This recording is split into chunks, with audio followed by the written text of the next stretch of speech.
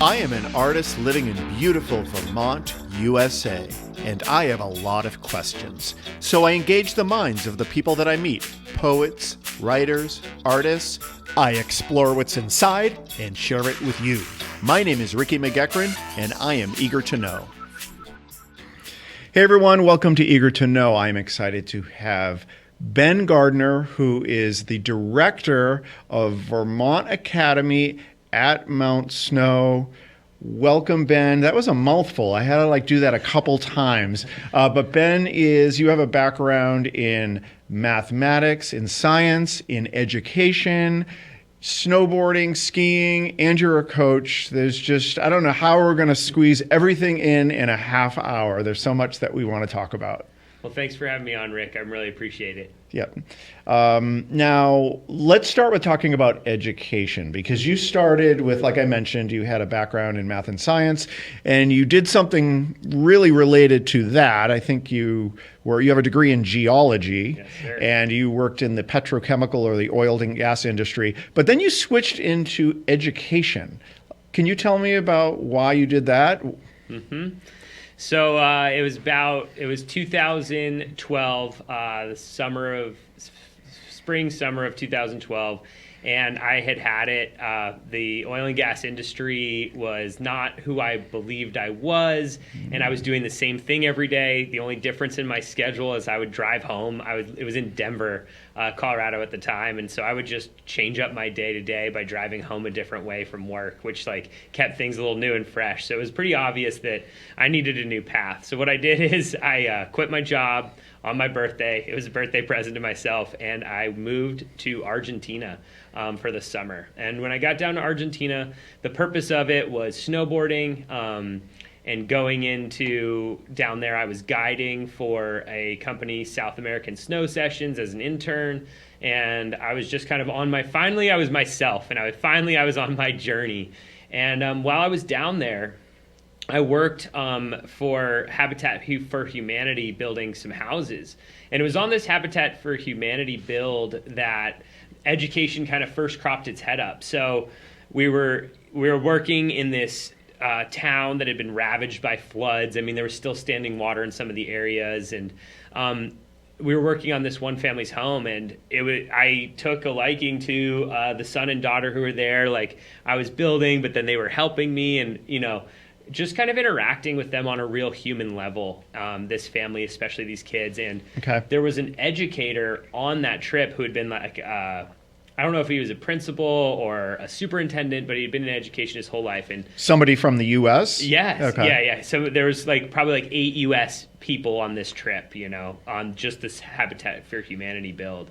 And so he looked at me and he was like, generally, the people who have that big of smiles when they're working with kids belong in education. And so that moment really stuck for me. And I was like, I'd never considered it my entire life up to this point of should I get an education? And right. That moment I was like, And I banked it. And then I moved to Telluride, Colorado, and was living out the ski bum lifestyle dreams there, working in a ski shop, snowboarding 120 days a year. And the idea of education came up again, and I started my journey at Telluride Academy, which was a summer camp, and I was a summer camp counselor just to see if that education thing really was for me, and It turned out it really was. All right.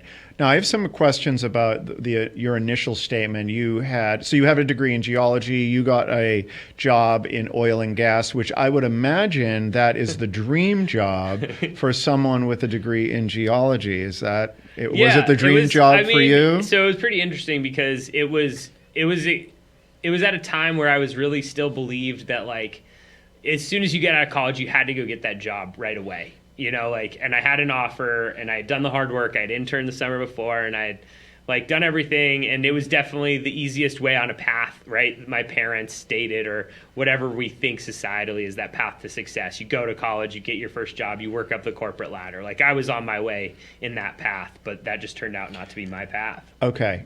So this is so fascinating to me because I had a very similar path as you. And how did you know that this was not for you? Because there's so many people that are in that exact same situation and they stay in the job, even if they don't have kids, and but they stay because that is what they should be doing, or this was the dream job. What was it about you that made you open to saying no? I think it was just that thirst for more, and that like understanding that there was more out there for me. And I think that a lot of us fall into that path because it's what's comfortable, and it's like, okay, if I stay in these lanes, my life's going to be good, it's going to be safe, like I'm going to hit these metrics, and I'm never going to be that uncomfortable. It's kind of a fear-based mindset of not being uncomfortable, rather than ripping off the Band-Aid, moving to Argentina, and like starting what really was my life, instead of just doing what maybe my friends, parents, society told me I should be doing. I just was like, no, I've had enough of doing what y'all have told me, and now it's time to really live intentionally to like the core of who I am. Nice. The good is the enemy of the best. I'm sure you've heard of that. If you're in a good situation, that is the biggest enemy to doing something that is going to be the best for you. Because if you're in a horrible situation, you're like, get me the heck out of here. But if it's good, people will stay in it. Yeah. Let's change gears a little bit, and I want to talk about building communities. Let's talk about that. And I know in the pre-interview, you shared with me a really interesting story. Mm-hmm. So I pretty much in my adult life, I've been building communities. I came from Telluride, where I built the Free Ride Committee, which was this backcountry ski organization that empowered kids to learn about avalanche education in school. And we were the first ones to ever do it, and other schools called us because it actually is going to save a bunch of kids' lives like going forward, because they learn about avalanche education in school when they're focused, not just like on a random weekend. So that was kind of the first community I created. And then coming to Vermont Academy at Mount Snow, I have this opportunity to create a new community. And in kind of that transition, I really came up with this idea that I really believe, and I think your listeners will really resonate with, is the idea of the skate park versus the airport. At the skate park, everyone is present with one another. Everybody is looking out for each other. You have to, so you don't run into each other. But it's more than that. People are cheering for each other. People are excited to catch up, are excited to talk. You and I, we could grab our skateboards right now. You could have never skateboarded. I don't know if you do or not. We could go stand at the skate park. We could go cheer other people on. And eventually, we'd have a conversation, strike up a conversation with somebody. It's that presence. It's that humanness that comes out of being at a skate park, out of that community support that I really love. Now, let's think about the airport. At the airport, everybody gets on their device from the moment they leave their car until they get to their destination. They're bringing their social network with them because they are anxious about true human interaction in that airport. It feels weird. Everybody's uncomfortable.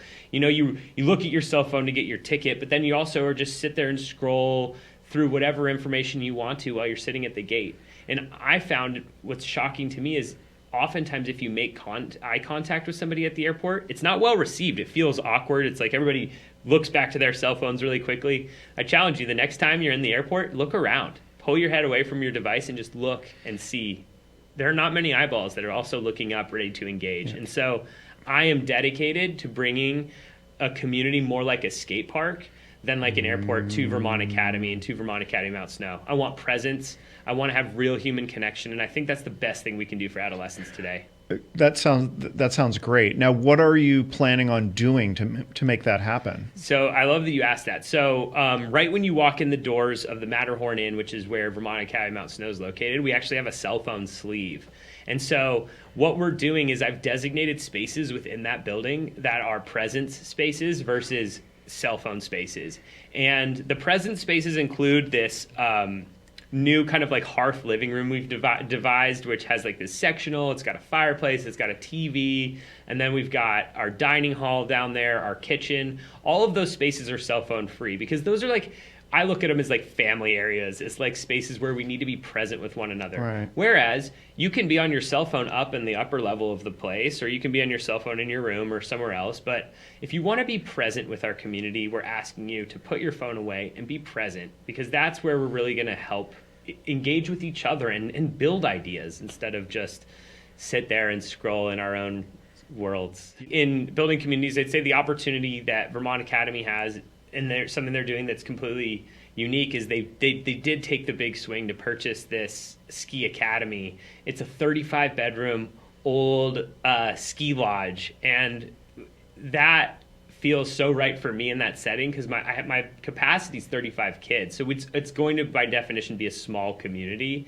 and it's really, I think, one that's built around action sports is huge, because action sports help adolescents gain self-worth and identity, because everybody's welcome in action sports. Just like at the skate park, everybody's welcome. It's like they can also see and they can feel that self-worth through like landing tricks, right? In snowboarding, for example, if you want to go learn a 360, you go out, you maybe watch some videos, you listen to a coach, you practice, you keep throwing your 360, maybe you fall down, maybe you get hurt, maybe you even go to the hospital or something, but you keep working on it and you keep building it. And man, when you land that 360, you're going to be so excited, and you're going to feel that. You're going to feel that self-worth, because you're going to know that was your goal, you set it, and you got there.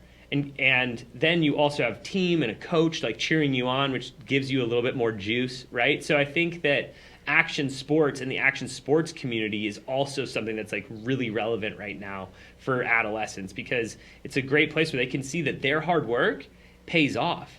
And there's some spaces that doesn't exist anymore. So I really think that the action sports community is a huge integral part of what we're doing as well. So I have some questions about Vermont Academy at Mount Snow. It is 35, so it's 35 students? Is that accurate? That are boarding there, yep. That are boarding, and then there are other students that are day students, is that accurate? We can have day students kind of probably up to like 25, with like a total capacity at our school about 50 right now. Okay, and this was a school that was in existence, but it was merged or purchased by Vermont Academy?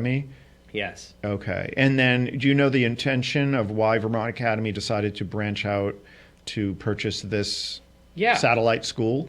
Yeah, they one of their pillars was land, and another pillar, and they wanted to be genuine. So back in, I should know the Vermont Academy history a little bit better, but I'm new. So back in the 70s and early, kind of back in the day, Vermont Academy and skiing went hand in hand. We had Olympians. The Shivers Warren Shivers was an Olympian for us, and there was a bunch of other Olympians back in the day for Nordic combined and jumping and all that. That's why there's that amazing jump up on the campus right now.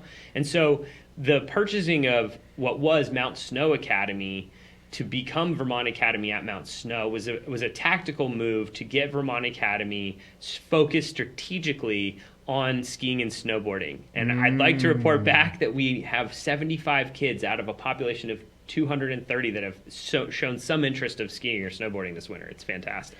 Wonderful. Now, if I were a student in Vermont Academy at Saxon's River, would I have, how would that relate to the resources at Mount Snow? It's perfect. So what they've done is, because Vermont Academy is on the trimester system, if you're a student, you can go to the fall at Saxon's River, then you can just move on over to your winter dorm, spend the winter trimester with us at the Mount Snow campus, and then move on back to Saxon's River for the springtime. So it really gives kids who go to Vermont Academy that perfect world where you can be at a boarding school and at a ski academy in one year. That sounds unbelievable. It is pretty unbelievable. That is incredible. Wow, I want to be a high school student. I would do high school again if I could do it this way. Totally. Now, one of the things that you shared with me about you personally that I thought was so interesting is that you consider yourself, or you are, a lifelong learner. Can you tell me more about that? Yeah, I think the ethos I learned about being a lifelong learner in my educational psychology master's degree. And what we talk about a lot in that is being open to learning and understanding that you're not the purveyor of knowledge as a teacher. More, you're somebody who's like in the learning process. And to acknowledge that you're a lifelong learner means that you're acknowledging that you're going to make mistakes, and you're acknowledging that you're not there yet. And that's very uncomfortable for a lot of people. Yeah, and I mean, I take big swings, and I'm somebody who, like, I really put in 100%, and so, like, but I do make mistakes, and my wife would tell you right away that, like, there is a lot that happens when you're moving 100 miles an hour, that there's a wake behind you, and so I guess my promise as a lifelong learner to the students I work with, to the other faculty members, is like, I'm going to try my hardest, and I have a growth mindset, and I know that I may not be there yet, but I'm willing to put in the hard work necessary to get there. And so even if I make a mistake, call me on it. I'll be the first to receive that feedback. But like, at no point am I there. At no point am I like, oh, I'm done learning. Like, that's it for me. It's like, no, like, learning, the beauty of being a lifelong learner is that you're acknowledging that you're going to learn for the rest of your life. That means that at 90 years old, 100 years old, like, I'm still going to be learning. Yeah. And I think that that's also the best thing for your brain. It makes it keep firing. Absolutely. I recently started, so I'm a lifelong learner as well. I have plenty of people, though, in my life that are much more of, they like to be in an area of comfort, so that they're not necessarily, they like to master something and stay in a place of mastery and not trying something new. I love trying something new because there's this, there's kind of an arc where it's like, there's so much potential and hope.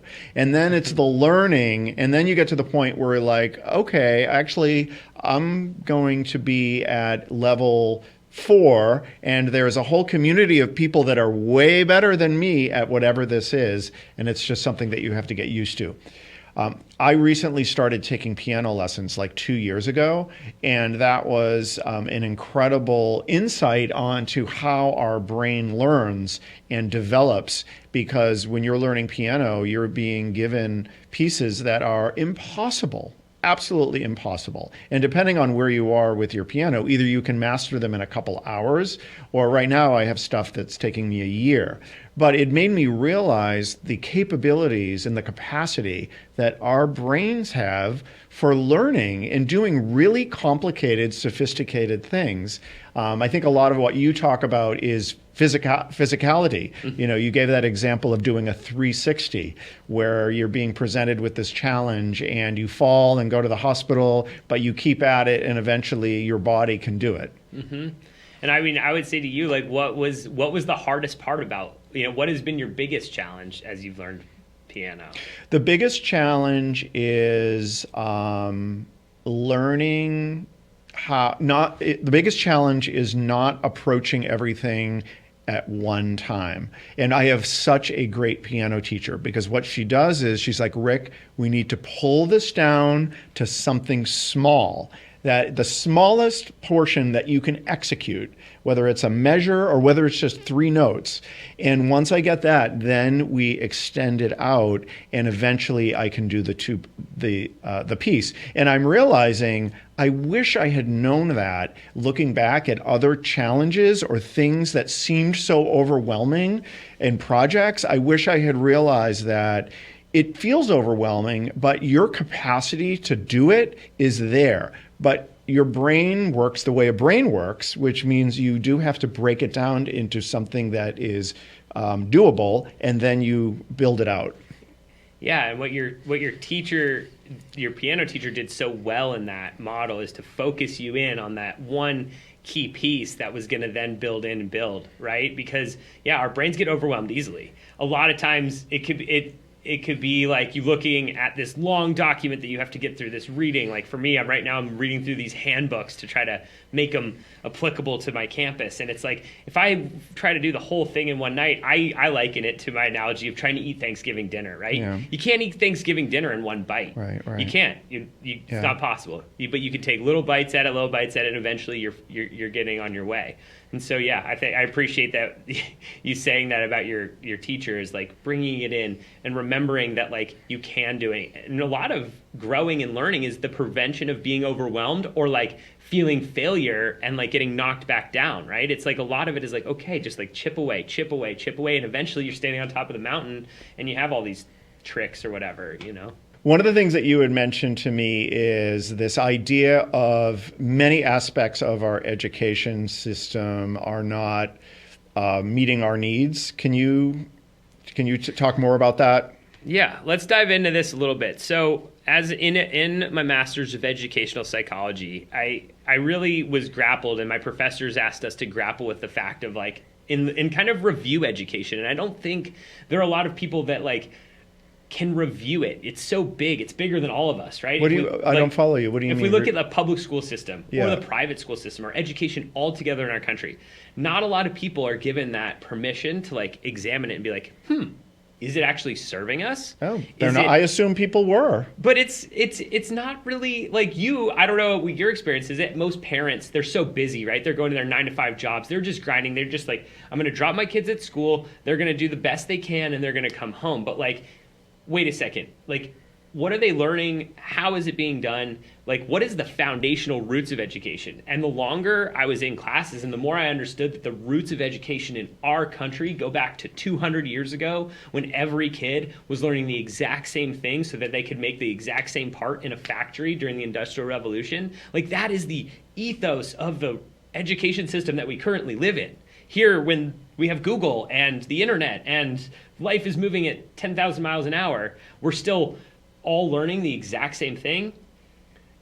The brain doesn't work that way. The way the brain works is from concrete to abstract. Kids should be learning the most concrete. Like when they're toddlers, they're learning about the house. They're learning about that room. You know, they're in elementary school. They should be learning about, like, we both live in Saxton's River. Their learning should be focused in the village of Saxton's River because they can really process that. They can really understand that. And then you get to middle school where it's more of a regionalism, like New England, maybe even to the whole United States. But to have every kid learn the same thing across, regardless if they live in Colorado, Nebraska, Florida, or Vermont is kind of a wild concept. And it doesn't really allow kids to, I don't think, like realize their full potential because they're not able to grow the way that their brain grows. Okay. How is success in education, and I know this is probably a huge question, but how is success in education measured? Like, how do we decide that an educational program in a town is working? I would say that it really is up to the individuals, and I would say that it's what does that student look like? You know, I think the really key in education is always coming back to what is the best thing for that student. And I think the best educational systems are the ones that can morph and meet the individual student's needs as best they can, where it's not a generalized prescription across multiple kids or whatever. I think it's more like being able to be flexible, because then that product is a kid who learned the why. Like, how many times did your teachers tell you why you were learning something in school? They did not.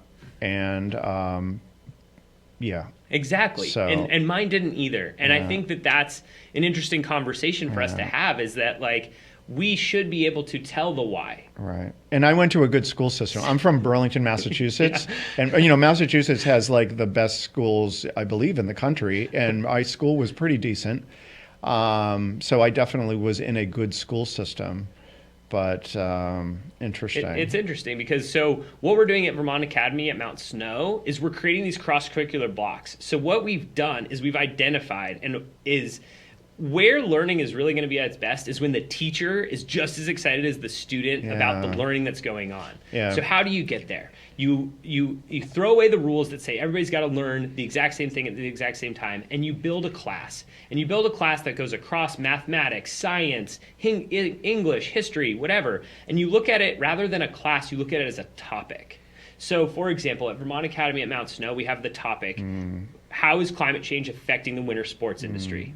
Okay, we chose that topic because these kids are diehard skiers and snowboarders. They have to understand climate change and how it's affecting them and how it could affect them in their careers in this, right?